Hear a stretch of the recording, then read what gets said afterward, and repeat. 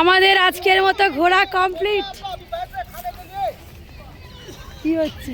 बोले अभी बैठे खाने के लिए टाइम हो गया।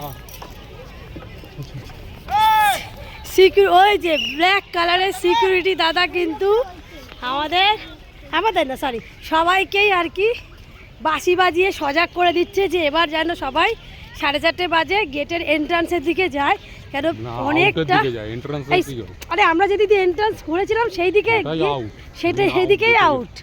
সেটাই তো, যেখান দিয়ে আমরা এন্ট্রান্স করেছিলাম সেই দিক দিয়ে আবার এক্সিট গেট, ঠিক আছে। আর আরেকটাও গেট আছে, সেই দিকে আমরা যাব না। আগের বছর আমাদের ওই দিক দিয়ে বার করেছিল, অনেকটা ঘুরতে হয়েছিল।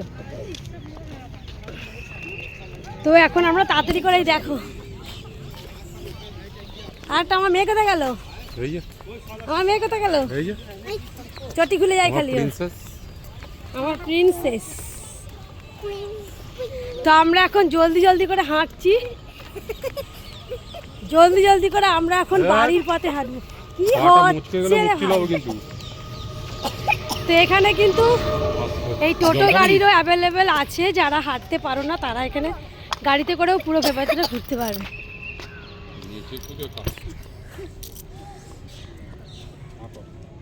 অনেকে আবার এখন বোটিং করে এত বেলায় খেতে বসেছে, তাদেরকে ভাগিয়ে দিচ্ছে, বলছে তাড়াতাড়ি ওঠো তাড়াতাড়ি ওঠো তাড়াতাড়ি ওঠো। ওই যে দেখো বাঁশি বাজানোর আওয়াজ হচ্ছে। হ্যাঁ আমি ভেবেছিলাম মাত্র 15 মিনিট দেবে। আমি ভেবেছিলাম বোটিংয়ে মাত্র 15 মিনিট দেবে, 30 মিনিট দিয়েছে, মানে অনেকটা টাইম। জায়গাটাও তো অনেকটা না, পা ব্যথা। যারা বুদ্ধি মানে পুরোটা ঘুরবে না তারা বসে থাকবে, ভাসবে জলের মধ্যে ভেসে থাকবে।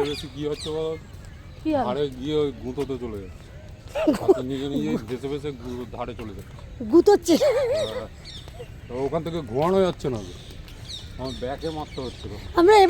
আমরা এবারও গঙ্গার দিকটা যাইনি, আবার আমরা পরে যাবো। গঙ্গার দিকে এমন কিছু দেখার কিছু নেই। আর গঙ্গার দিকটা যে পুরো ওপেন তাও নয়, ওটা একটা গেট দেওয়া রয়েছে, শুধু গেটের সামনে থেকে গঙ্গাটাকে দেখা যায়। ওইদিকে তোমার ব্রিজ দেখা যায়, বিএনআর ব্রিজ, বিএনআরের যে হসপিটাল সেটা দেখা যায় গঙ্গার উল্টো দিক থেকে, আমাদের রেলের হসপিটাল। এখন যাব বাপের বাড়ি।